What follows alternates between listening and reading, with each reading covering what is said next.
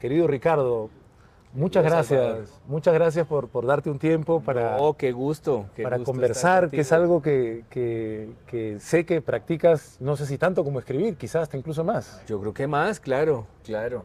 Sí, tenemos ese podcast y aparte me la paso echando carreta, se dice acá.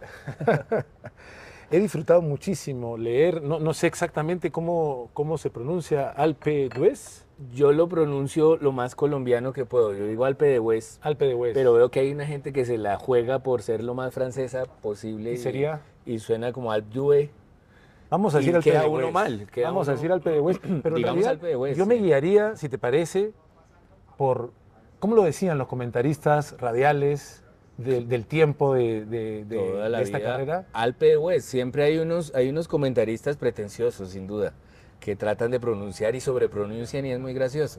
Y Termina siendo chistoso. en los mundiales también yo recuerdo en el Perú había más de un reportero, de narrador, uno que aparte pedía, me parecía muy profesional también, porque pedía apoyo de diferentes embajadas, porque esto No era la puede ser. selección, o sea, búlgara, y entonces Sí, el acento, pero digámosle Alpe de Huez, ¿no? Alpe de Hues, Para digámosle, sí. entendernos. Hay los comentaristas, había unos que además se ponen inmaduros con la pronunciación, por ejemplo, con los nombres chinos.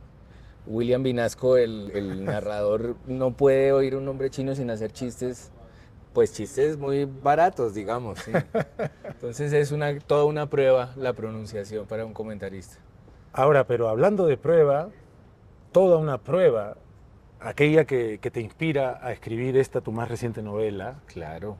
yo diría, parafraseando al poeta Pepe Calderón Tobar, todavía no llamado poeta durante buena parte de esta novela, No, no, no, no. que la palabra en el diccionario es épico, ¿no? Al Es menos es épico, una claro. de las opciones Claro. y se trata de una épica y muy interesante. Está por cumplirse 40 años de esta épica. Así como están por cumplirse 30 años pues, la imperdonable y trágica muerte de Andrés Escobar, protagonista también de otra de tus novelas, Autogol, en la que aparecen quienes nos guían de alguna manera desde el periodismo radial en esta novela, el poeta o como se le decía todavía en el 84, el Sí. almirante Pepe Calderón Exacto, Tobar, ¿no? exacto. Y el aristócrata, porque más bien parecía todo lo contrario, Claro. Ismael Enrique Muñoz, ¿no? Tienen apodos irónicos, porque el almirante es porque se marea todo el tiempo y el aristócrata es porque no tiene ni un pelo de aristócrata, es más bien burdo. Eh, y sí, es el regreso de los personajes 10 años después, 10 años. 15 años después de salido Autogol, pero 10 años antes en las vidas de ellos. Eh, y empiezan a funcionar las dos novelas, me parece a mí, como una especie de equipo. Una muy trágica, las dos yo creo que tienen humor, pero una muy trágica que es Autogol, alrededor del asesinato de Andrés Escobar, y esta es una comedia porque funciona, va a salir bien todo. En la definición más simple de comedia, estos personajes son perdonados Mm. por la narración y salen adelante. Pero sí estaría de acuerdo en que la palabra del diccionario es épico, porque es una gesta colombiana hecha por un hombre de pocas palabras, muy pequeño, aficionado, todavía no es un profesional del ciclismo, pues compitiendo con los grandes ciclistas, para empezar Bernardino, que es uno de los grandes ciclistas de la historia. Y compitiendo además en esta etapa crucial, demoledora, ¿no? Demoledora. Y es una épica, casi diría, en algún momento creo que el propio Pepe Calderón Tobar se arrepiente y no dice la palabra en el diccionario, es homérico. ¿No? Lo pones en un momento como Sí, diciendo, eso es un poquito mucho. sí. Pero quizá él lo haya considerado en la ficción mucho no sé, para los oyentes radiales, Sí, pero creo que también es como un poema homérico porque se refiere a una claro. proeza, a una hazaña conocida por todos. Totalmente, totalmente. Es un poema nacional, si uno quiere pensarlo, eh, por ese lado. Es decir, empieza a sonar muy a favor y empieza a parecer propaganda de mí mismo, pero realmente a mí me parece que uno se puede tomar una novela como esta como un retrato de cuando un colombiano es bueno. Es decir, eso es lo que pretendían los poemas nacionales, retratos de gente admirable de su nación. Pues, no sé, la canción de Roldán y los Nibelungos y el Cid. Repito, no quiero hacerme propaganda ni compararme con esos poemas nacionales, pero sí el esfuerzo del libro es retratar a un colombiano que vale la pena y que merece la comedia y no la tragedia, merece el perdón y el respaldo del mundo, digamos. Y claro, la palabra en el diccionario sería merece, porque es un mérito extraordinario. Extraordinario. Y, y también tiene esto yo me imaginaba, yo te comentaba antes de comenzar, en el Perú el ciclismo no tiene pues la fuerza ni la tradición que tiene en Claro, Colombia, ¿no? Pero aún así, las noticias llegaban. En estos años el orgullo peruano eran las chicas de la selección de vóley, que eran potencia sí, mundial, ¿no? Y que en sí, Seúl 88 por poquito perdieron la de oro, estando 2 sets arriba contra las rusas. sí. Entonces sentimos, escuchábamos noticias de los grandes ciclistas colombianos y sentimos esa emoción. Y claro, un poema épico, un poema nacional, una comedia de un final feliz que no es ficticio, es también algo que necesita una nación y que usualmente, no únicamente, ¿no? Pero usualmente la ofrecen los guerreros del hoy, que muchas veces son los deportistas, ¿no? Claro, yo creo que uno sí se identifica con eso, y estas naciones más aún. Estaba pensando incluso en una película que es muy ligera y muy buena, que se llama Jamaica bajo cero, del equipo de Jamaica que compitió en unas Olimpiadas de invierno, de esquí. lo cual ya es absurda premisa, pero uno sabe lo que es ese orgullo que está sintiendo esa gente, pues que no tiene nada que ver con el invierno, pues luchando por ganar una competencia de trineo, es lo que hacen. Entonces, sí, uno no tiene que ser colombiano, pensaría yo, para darse cuenta de lo importante que es para ese país, esa Colombia de 1984, que además está metida en los temas en los que estamos hoy. Están tratando de negociar con las FARC, están lidiando con los narcos.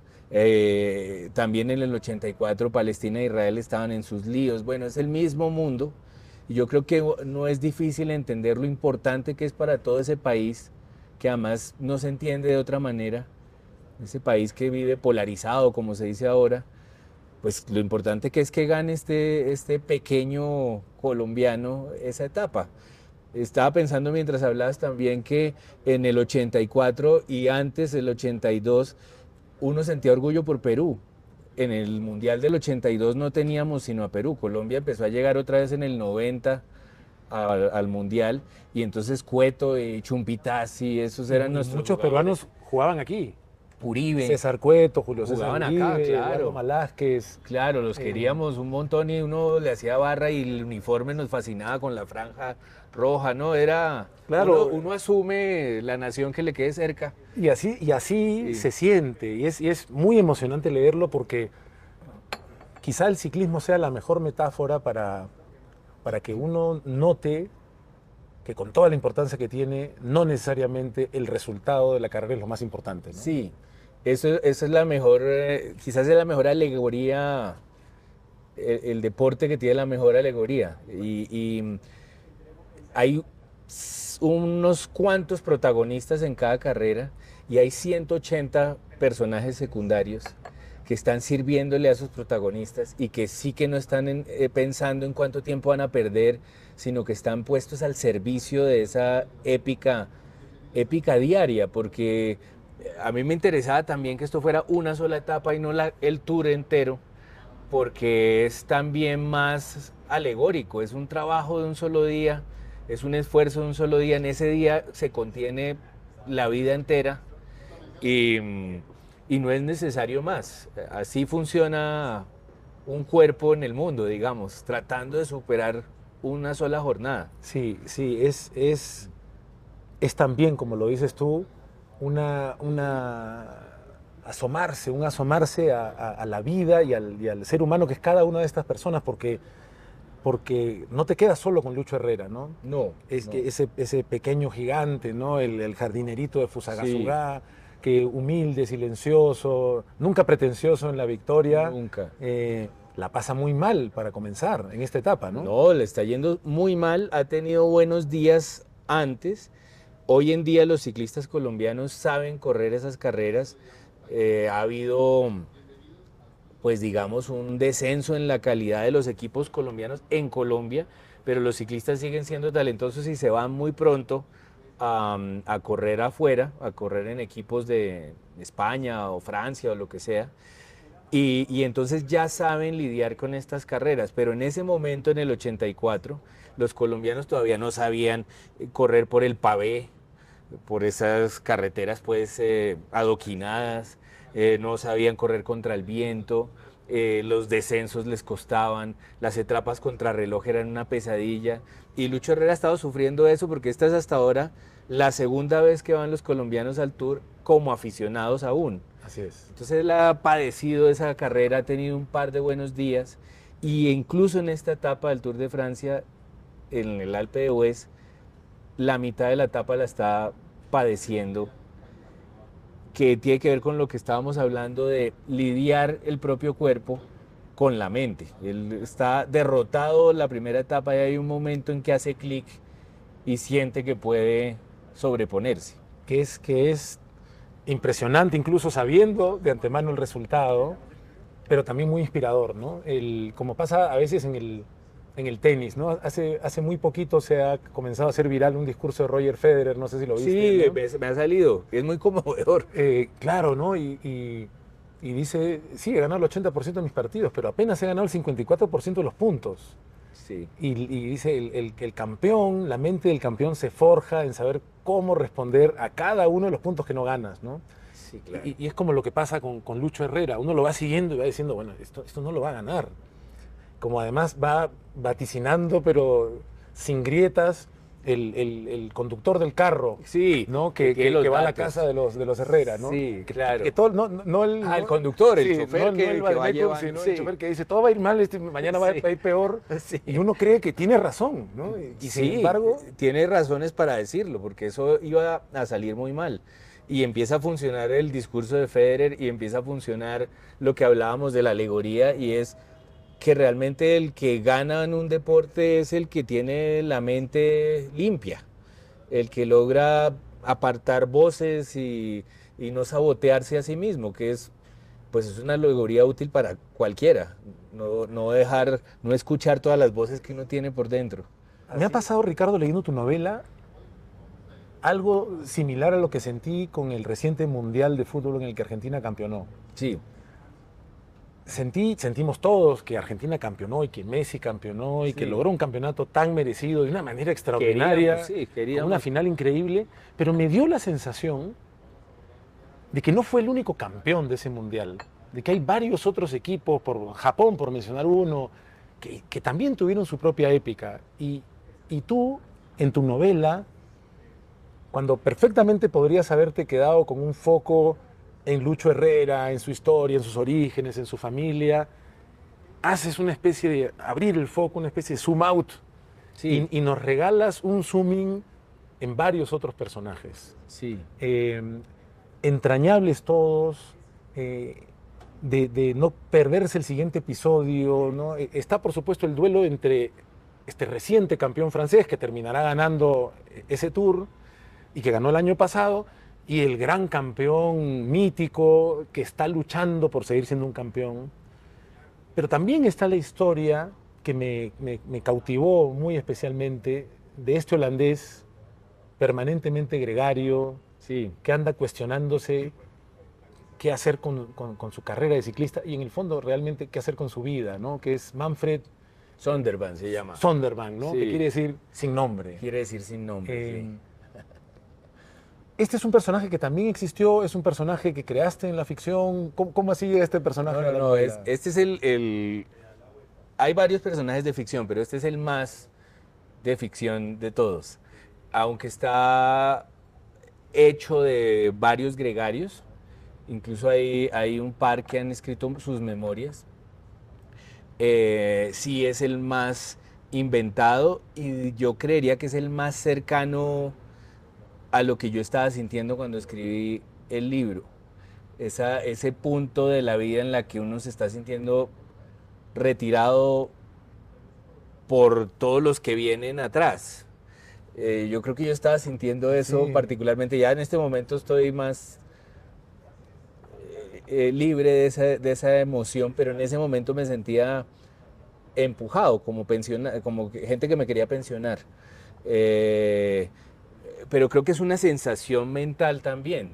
Yo no creo que nadie esté tan interesado en uno para quererlo ni despachar, ni celebrar, pero sí era la emoción que tenía por dentro, esa sensación de, de estar cruzando una línea y tener que pensar qué voy a hacer ahora. Uno decide lo que hace en la vida cuando es adolescente. Entonces el que uno está viviendo la vida que decidió un adolescente. Y entonces creo que me lo estaba cuestionando. Yo a los 17 años pensaba que quería hacer esto, pero ahora que voy para camino peligrosamente a los 50, que estoy viviendo la vida que me dictó un adolescente. ¿Sí será que tengo que seguir? Ya hice suficiente. Me dedico a qué, hacer las columnas nomás. ¿Qué hago? He llegado donde quería Es llegar, que ¿es esto? tenía que llegar a algún lado. Y la figura de un gregario era muy útil para mí porque así uno tenga los mejores padres del mundo y esté lo mejor educado que haya podido, le haya tocado el colegio en donde tuvo los profesores magníficos que podía tener, igual uno está educado en ganar. La educación le está repitiendo a uno que tiene que ganar o llevarse los premios o tener dinero, o sea, hay que Y, prevalecer sobre los otros, y esa es la sien- educación y que sientes uno que quizás recibe. sea esta educación que tenga que ella se haya convertido en un rasgo eminentemente masculino, una presión que Sí, los hombres en particular sí, crecemos teniendo. yo creo en eso y me sorprende que lo hayas llevado por allí, porque también creo que eso ha sido un poco lo épico. Lo épico ha sido un pensamiento masculino que no es ajeno a las mujeres, no estamos diciendo que solo lo hayan tenido los hombres, sino hombres y mujeres han sido guiados por un pensamiento épico que tiende a prevalecer, eso es lo épico, es ganar, es descubrir, conquistar, colonizar, dominar, subyugar, sí, prevalecer. Y esa educación sí es un malestar a la larga. Ya cuando uno ha vivido más años hay un momento que uno dice, yo no lo voy a ganar a nadie y quizás nadie me va a ganar a mí. Y entonces la figura del gregario se vuelve un placer, alguien que está funcionando por el placer del trabajo mismo, que le encuentra el sentido a llevarle la botellita de agua al líder y que no necesita ganar para ganar. Eh, me gusta, me conmueve esa figura y yo no sé si tiene que ver también con ser padre. Y es curioso también ¿no? el hecho de que a Manfred le aparece la posibilidad de ser padre, y a pesar de las veces en las que en la novela se menciona a su padre, en realidad las voces que más escucha en su cabeza, y no es casualidad, son dos voces femeninas. Sí, ¿No? La voz de su madre, que parece bastante masculina en la realidad. madre es la más masculina. No, no vuelvas si no me traes el trofeo, Sí, más o tienes que menos. ganar, yo te eduqué para ganar. Y esta voz joven y mucho más sabia de Sí, Chloe, su segunda esposa, que le dice, ¿es esta la vida que quieres tener? ¿Cuál es el sentido? ¿qué estás haciendo? Sí. ¿No? Sí, y ahí habría un pulso entre un pensamiento épico y masculino, por decirlo de alguna manera, y un pensamiento dramático y femenino. Dramático en el sentido amplio, no de los escaparates de los alquileres de video, no de ser triste ni de melancólico, sino dramático en el sentido griego, es decir, de trágico y cómico, dramático en el sentido de un personaje que se transforma, no necesariamente se supera como los libros de autoayuda, pero sí se transforma, sí, dramático en el sentido de creer en la transformación, de creer, por ejemplo, en la terapia. Y esta mujer joven, la esposa de Sondervan, no entiende para qué torturar el cuerpo, que es lo que sucede en una etapa de ciclismo, ya el resto de la vida. ¿Por qué no parar y cuidar a alguien y dedicarse a vivir una vida hacia adentro? Es muy interesante porque te escucho y pienso, recientemente se ha publicado un libro basado en realidad en un artículo que publicó tampoco no hace mucho un psicoanalista británico, se llama Adam Phillips, que se llama, podría traducirse como acerca de abandonar. Ajá, qué buen título. Que es la pregunta que Manfred se hace dramáticamente en buena parte de la etapa, ¿no? Luego de haberse convertido en todo lo contrario un gregario, sorprendentemente, en decir, voy a por mí, voy a probar y voy a por todo, ¿no? Sí. Y de pronto y lo que sostiene Adam Phillips es que dice, bueno, muchos de nuestros héroes de las grandes tragedias occidentales, ¿no? Desde Grecia, son héroes trágicos porque no supieron abandonar. No saben parar, sí. Porque no saben detenerse. Sí. Cosa que también creo que tiene que ver con estos aspectos de la masculinidad de los que estamos hablando ahora. Sin ¿no? Es duda. Como hay una especie de... Es insólito que no hayamos cuestionado antes el carácter binario de si es que no gano, he fracasado. Es increíble que lo hayamos asumido que nos hayamos sentido fracasados con tanta facilidad. Y eso es lo que pasa con este personaje. Él tiene como un último intento de tratar de ganar, de probar que él sí podía ganar pues sin ánimo de dañar nada. A mí no me importa dañar las historias tampoco, porque yo creo que uno se las lee por otras razones.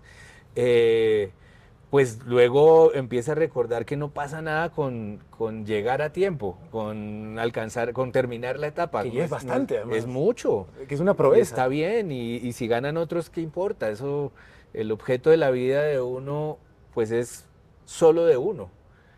Y eso es lo que él recuerda en un momento dado. ¿Y te parece, cambiando un poquito el tema, te parece que es muy despistado decir que en este contrapunto que ahora puede hacerse entre Autogol y Alpe d'Huez, que hay también una reflexión que creo que no se agota en Colombia, sino que es muy latinoamericana, no quizás de toda América Latina, ¿no?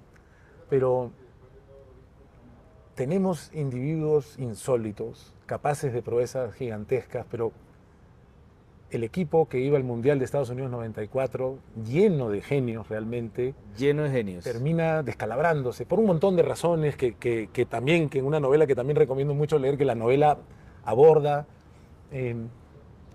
¿Qué tenemos en América Latina que en general nos cuesta ser equipo? Es trágico eso, justamente. Y es muy particular de la historia de Alpe d'Huez, que todos los del equipo eran capos en Colombia, eran unos genios todos en Colombia. Y curiosamente todos querían servirle a Lucho Herrera.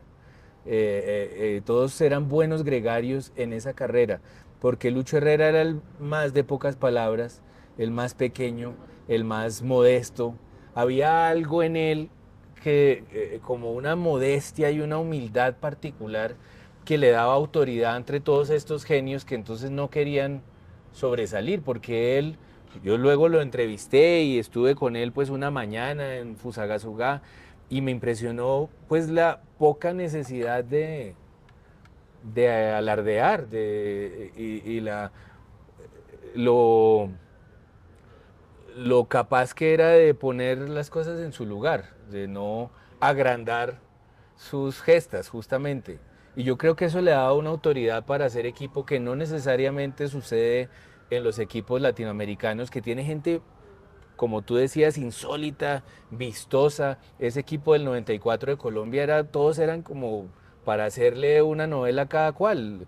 Además, vistosos visualmente. Sí, es decir, en muchos sentidos. La peluca del pibe, y Higuita, y Leonel, y el Tino, era una gente toda genial, cada una por su lado, que hay que decir que hasta el Mundial lograron ser un equipo, una máquina muy organizada, pero ya en el Mundial colapsaron, llegaron todos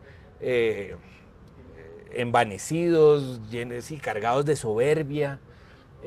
Oscar Córdoba me decía a mí que en el avión a Estados Unidos iban sintiendo todos que era un trámite, que ya habían sido campeones y que era cuestión de jugar ahí unos partidos y ya eran campeones. Pelé había dicho que iban a ser campeones. En esa época no sabíamos que Pelé salaba a los equipos, que el que él decía que iba a ganar jamás ganaba, pero en ese momento pues era el respaldo del gran jugador de la historia del fútbol. Y llegaron llenos de soberbia. César Gaviria, que era el presidente, los llamaba a la sede, al hotel en el que estaban, y el Pío Valderrama decía que ese señor no, que no le pasaron al teléfono. O sea, estaban... También es una soberbia, te escucho decir, ¿no? Como diría otra vez el poeta, la palabra del diccionario es cargados, ¿no? Sí. Porque también participamos todos de eso, ¿no? Es decir, Claro. los cargamos, Los y cargamos. me incluyo como peruano, que estábamos esperando tanto de ese equipo, ¿no? Claro.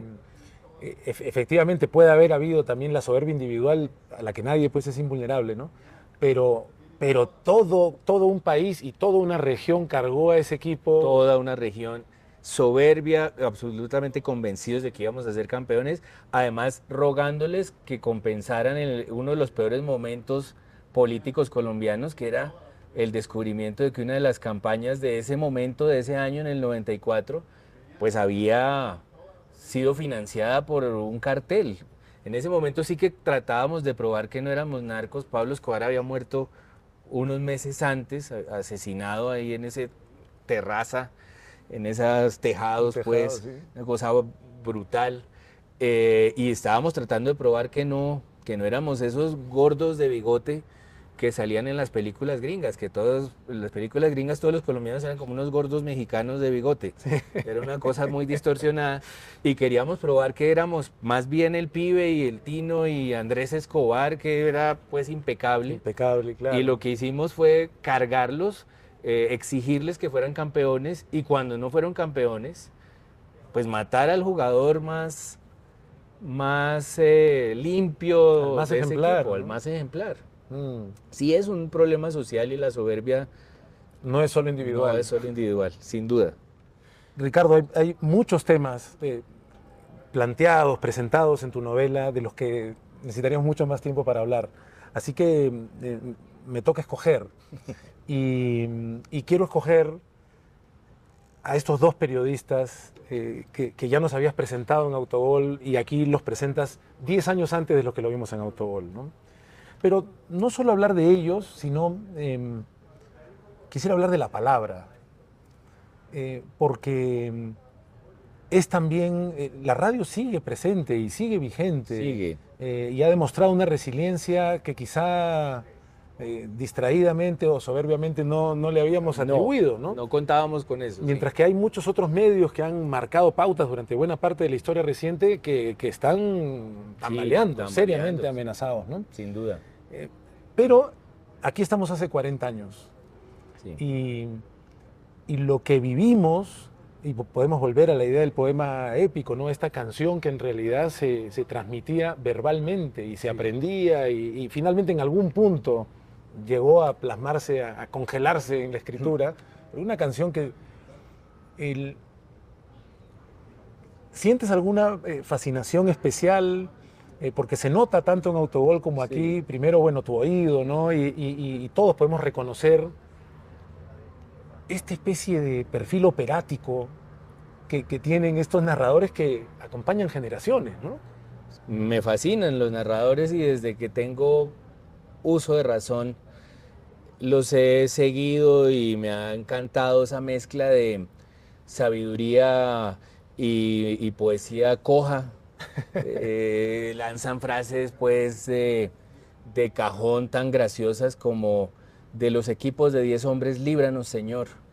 O el marcador más peligroso es el 2-0. Uno dice, no puede ser, el más peligroso es 1-0, pensaría uno. O hay un comentarista que está muy vigente, que habla de la saltabilidad del equipo, que realmente, ¿qué tanto saltan?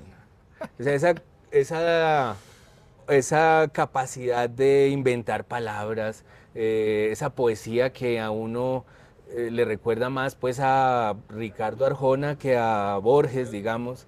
porque es como una poesía repentista y libre de ataduras, lo que se les ocurre lo van diciendo, y esa gracia y esa a veces inmadurez que les da en vivo y en directo es fascinante. Cuando yo era niño, además eran unas figuras regionales importantísimas, entonces había Edgar Perea era el narrador del Caribe y estaba el del Huila, que era Javier Giraldo Neira, o los del Valle y Antioquia, los del interior. Hernán Peláez pues era una figura seria y respetada, e Iván Mejía era como el irónico, el sarcástico, el que se atrevía a decir lo que los otros no decían. Eran unas personalidades fundamentales a punta de voz. Muy pocos llegaban a la televisión, pero esas voces eran de una fuerza que además hace pensar lo que tú me estás diciendo. Tienen algo de juglares y uno podría incluso sospechar que en sus voces los goles son, por ejemplo, más bellos que viéndolos. Son más épicos que cuando uno los ve. A veces hay mucha torpeza en un gol, no es una coreografía limpia, puede ser un gol, y en cambio en esas voces suena como si no hubiera habido nada tan importante en la historia del mundo. Sí, sí, sí, a veces la narración de un saque lateral se narra como si fuera un momento de una inminencia, pero enorme, ¿no? Claro, la velocidad con la que juegan en las voces de ellos es mayor. Uno ve el partido y es a veces medio lento. Hay unos jugadores que desaparecen 20 minutos. No, esto siempre está funcionando, siempre es vertiginoso. Los narradores colombianos además eran particularmente exóticos en los mundiales, el Tour de Francia siempre había algún noticiero alemán que quería grabarlos porque parecían pues unos Como los suizos acá. especies extrañas, ¿sí? Unos señores gritando todo el tiempo, sin pausa, sin mesura, exuberantes pues. Y hay algo que sí se siente que ha cambiado, ¿no? No solamente la televisión era todavía joven en esta época, no era una novedad, pero todavía podemos, ya con la perspectiva del tiempo podemos decir que era todavía un poco joven, Sí, pero ahora sí vivimos otra época respecto de el poder de la imagen a través de las redes sociales, lo fragmentario de los contenidos. El- ¿Qué crees tú que explica esta especie de resiliencia de la radio y de la palabra a pesar de tremenda revolución en tan poco tiempo en los medios de comunicación? yo creo que hay algo infantil en todo esto. Yo creo que en el caso de las generaciones setenteras, ochenteras, incluso noventeras, nos devuelve a la infancia. Esas voces me hacen sentir alivio, me hacen sentir que este mundo sigue siendo el mismo mundo. Yo creo que ahí hay algo nostálgico que funciona como en el sentido revitalizador de la nostalgia. Yo creo que uno puede asumir la nostalgia como una derrota, como la sensación de que la vida no va a volver y el dolor, pues que está implícito en la etimología de la palabra, el dolor de sentir lejos la vida. O uno puede asumir una nostalgia que lo revitaliza y le da más ganas de vivir. Y yo creo que eso es lo que uno siente en esas voces, como un llamado a fortalecerse, a seguir, un llamado a la resistencia, a la resiliencia que uno siente allí. Eh, yo sigo viendo que la gente ve los partidos por televisión y enciende la radio, baja el volumen del televisor y enciende la radio, porque esa emoción es una inyección de vida, de coraje, de fuerza. Hay algo allí que es como hacer ejercicio, que Sí, sube el ánimo. y hay algo poderosamente creativo, ¿no? Porque en la radio la palabra nos hace ver. Nos hace ver. Y por eso es que, como decías tú, el partido que escuchamos es mucho más emocionante. Cada cosa tiene en juego la vida todo el tiempo que sentado en el estadio, ¿no? Todo el Yo tiempo. también conozco mucha gente que dice, yo voy al estadio, pero pego la radio. Que hay gente que quizás, bueno, como todos, en algún punto está como en vías de extinción, ¿no? Pero yo he ido muchas veces al estadio de niño también y era muy frecuente tener a pesar de que estabas ahí y lo estabas viendo, Claro, el todo el partido mundo con no era su el radio. mismo. No era el mismo. Si no tenías a esta especie de, No. no sé ni cómo llamarlo, pero una especie de medium, Sí. ¿no? Y me haces pensar en dos cosas, en que cuando estas etapas se corrían en Colombia, había siempre alguien en el salón de clase, en el colegio, en la universidad, alguien que estaba metido debajo del pupitre con el radio para que no lo viera el profesor y nos avisaba a todos los demás cómo iba la etapa. Y me haces pensar que uno, cuando ve los partidos en televisión, igual los narradores de televisión no se despegan de la emoción. No son narradores fríos como son un poco los ingleses quizás, incluso los alemanes que simplemente dicen quién tiene el balón y luego comentan con mucha mesura, Sí, sí, sí. sino que igual están cargados de emoción y se dan un permiso especial para, para delirar. Quizás sea algo muy nuestro también, porque o sea, nuestra telenovela viene de la radionovela. Viene de la radionovela. Y muchas veces uno como actor dice, pero, o sea, ¿por qué me estás haciendo decir esto que todo el mundo está viendo? Sí, Porque pues, algo viene de nuestra tradición melodramática y queremos que la palabra... creemos mucho en la palabra. Sí. Ahora, uno también cuando ha tenido algo que ver con televisión, con cine y todo eso, los talleres tienden a decirle a uno que no, que le rehuya la voz en off. Incluso en estos grupos de gente que hace guiones y todo eso, se ve como un defecto recurrir a la voz en off. Es curioso porque muchas de las grandes películas y de las grandes series de televisión tienen una voz en off que no desampara. Es decir, el cine de Scorsese está lleno de voces en off. Uno ve Goodfellas o ve Casino o ve Lobo, Wall Street, todas esas películas es una voz en off que no se detiene, jamás se detiene. O las comedias de las sitcoms siempre tienen narradores que no desamparan ninguna imagen y juegan con la imagen. Entonces, creo que la voz no es fácil de derrotar y no riñe con la imagen. La imagen podría entregar muchas cosas, pero es ese pulso con la voz que yo creo que engrandece todo. Ricardo, me ha resultado muy emocionante leer Alpe d'Huez. Me ha encantado acompañar el mal comienzo de la carrera de Lucho Herrera, el repentino enemistarse de estos dos compañeros de radio que ya conocía por Autogol, entrar en la mente de un campeón más cerca del retiro, al lado de un campeón emergente, el estar en la mente de un gregario que tiene la valentía de decir quizás hasta aquí. De verdad que, como dirían los españoles, ha sido una gozada. No, qué maravilla. Y lo mismo siento de conversar contigo. Qué placer. Yo me siento absolutamente feliz de esta conversación. De verdad, qué placer conversar contigo. Espero que sea solamente la primera vez y no quiero terminar sin recomendar Alpe d'Huez, una novela estupenda, una experiencia de poema épico y creo que también un renovarse para nuestros países de esa sensación de esperanza que a veces sacamos del radar como si estuviera prohibida Sí, y acá demuestra que... Como si la esperanza no fuera realista. Sí, sí. Y es. Así funcionamos. Y países que valoramos tanto la alegría y que a veces necesitamos tanto una lustradita al orgullo. Sí, sí. Nos sentimos muy, muy renovados por la épica de Lucho Herrera que has renovado de una manera tan impresionante en esta novela. No, qué placer.